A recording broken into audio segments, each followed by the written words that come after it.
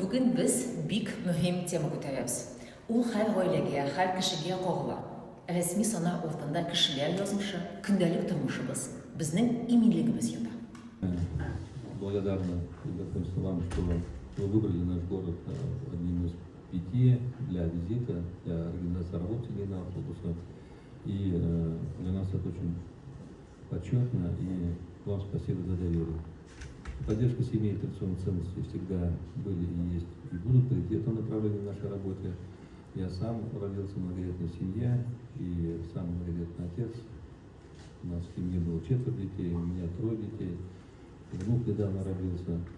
И еще раз хочу повторить, что для нас очень ценно, что именно наш Ленинский район, в числе 5 районов, который посетит рабочую группу ведущих специалистов Республики Татарстан. В Зеленодольск сегодня приехали большой командой. Почему семейный автобус? Потому что в этом красивом брендированном семейном автобусе к нам сюда в город приехали специалисты высокого профиля. Это репродуктологи, это юристы, семейные психологи, детские психологи, медиаторы, врачи.